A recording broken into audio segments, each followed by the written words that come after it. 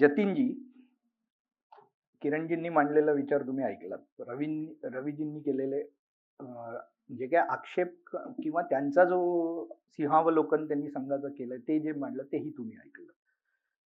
तुमचं मत तुम्ही मांडावं या संघाच्या 100 वर्षाच्या कारकिर्दीपेक्षा पुढची आव्हानं, पुढचं दिशा याबाबत तुम्ही गांधीवादी विचारांची लोक संघाकडे कसं पाहता आणि संघाचा एक तरी काही चांगले गुण तर तुम्हाला, जसं संघ गांधींबद्दल चांगलं जे आहे ते मानतो ना, प्रातस्मरणीय म्हणतो ना, आणि गांधीची चांगले गुण घेतं, तसं तुम्ही कोणते संघाचे गुण घेता? सगळ्यात आधी अवधूत वाघांचा मी आभार मानतो की त्यांनी मला या ठिकाणी बोलवलं. मी संघाचा समर्थक नाही, संघाचा क्रिटिक आहे आणि लहानपणापासून अनेक वर्षापासून कॉलेज काळापासून मी संघाचा क्रिटिक आहे आणि तरी मला बोलवलं म्हणून मी त्यांचा विशेष आभार मानतो. माझं असं मत आहे की संवाद असला पाहिजे, विरोधी मतांमध्ये संवाद असला पाहिजे आणि लोकशाहीचं सौंदर्य तेच आहे की विरोधी मतांचा आदर करणं. म्हणजे एलिझाबेथ हॉल नावाच्या ब्रिटिश लेखिका झाल्या 19व्या शतकात. त्यांनी व्होल्टेअरवर काही पुस्तकं, 2 पुस्तकं लिहिली आणि त्यात त्यांनी अशा दुर्बानं मांडणी केलेली ते बरेच लोक व्होल्टेअरचा कोट म्हणून सांगतात, पण ते खरं व्होल्टेअरचं कोट नाही. ते एव्हलिन हॉलनी लिहिलेलं की मी कदाचित तुमच्याशी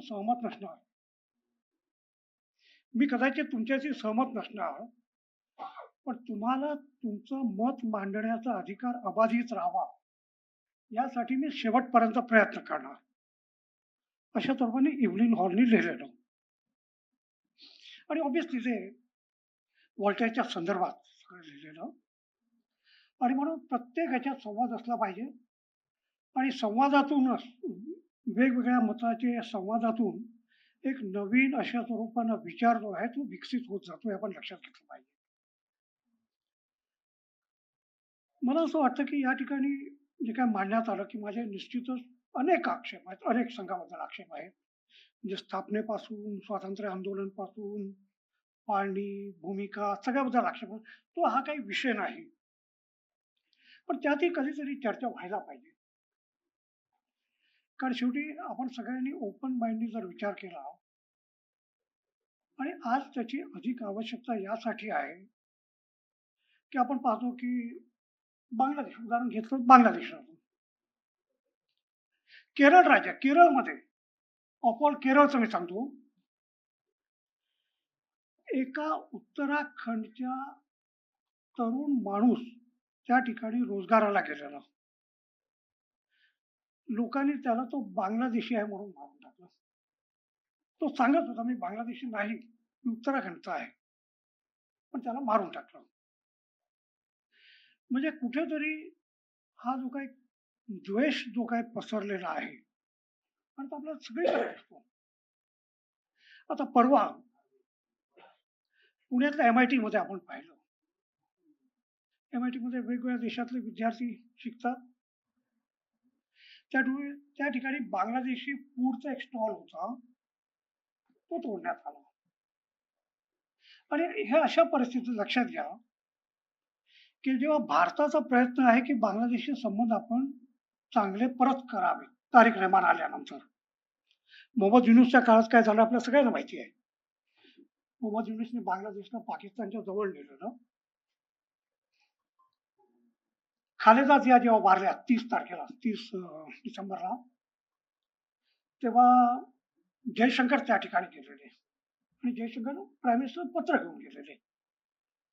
आता परवा तारिक रहमानची जी काही शपथविधी झाली त्याला ओम बिर्ला गेलेले आणि परत पत्र घेऊन गेलेले आणि भारताने तारिक रहमानला भारतात आमंत्रित केलेले चर्चा करण्यासाठी.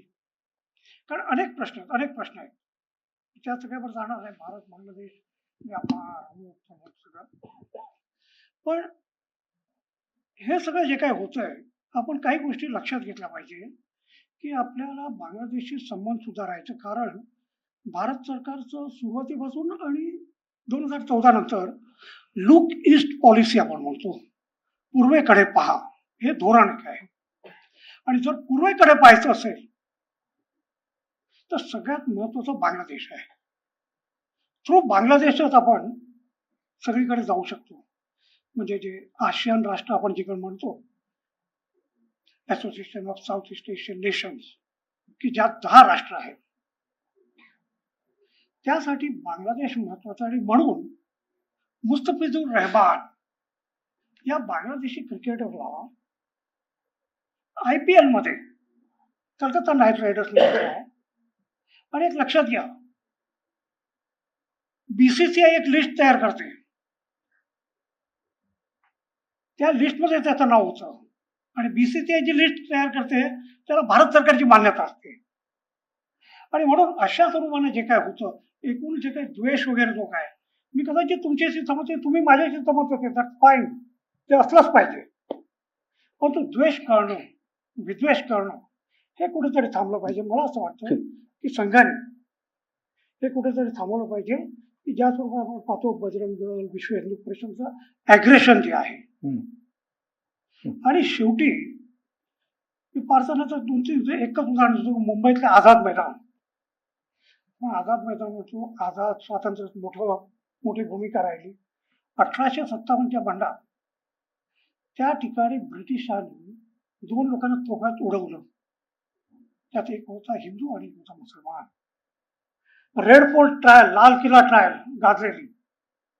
3 होते, एक शीख, एक हिंदू आणि एक मुसलमान होता. ही आपली ब्युटी आहे. मला असं वाटतं कुठेतरी द्वेष थांबवला पाहिजे, आणि द्वेष थांबवला तरच राष्ट्राची प्रगती होते. ठीक आहे जतीनजी, तुम्ही माझा प्रश्न एकदम सोपा होता. तुम्ही त्याला क्रिकेटच्या भाषेत दुसरा टाकायचा प्रयत्न केला. प्रश्न लेग स्पिनची ऍक्शन घेऊन ऑफ स्पिन टाकल्यासारखं झालं ते. विषय असा, मला फक्त एवढंच विचारायचं होतं की संघाच्या पुढची आव्हानं तुम्हाला काय वाटतायत, आणि संघाच्या अशा कोणत्या गोष्टी आहेत की ज्या तुम्हाला आवडल्या आहेत, किंवा आव्हान जे आहे ना, मी हेच म्हणतोय की एकूण देशाचं जे काही वातावरण आहे त्यात संघ सगळ्यात मोठी पुरुषांची संघटना आहे. आणि म्हणून त्याच्यावर विशेष जबाबदारी आहे. आणि कुठेही अशा स्वरूपात जर काही चुकीचं होत असेल, द्वेष होत असेल, तर कुठेतरी सगळीकडे त्यांचे कार्यकर्ते आहेत किंवा स्वयंसेवक आहेत, स्वयंसेवक आहेत, कुठेतरी द्वेषाचं वातावरण पसरणार नाही हे पाहणं, हेच मला वाटतं की संघाचं या समोरचं पुढचं आव्हान आहे.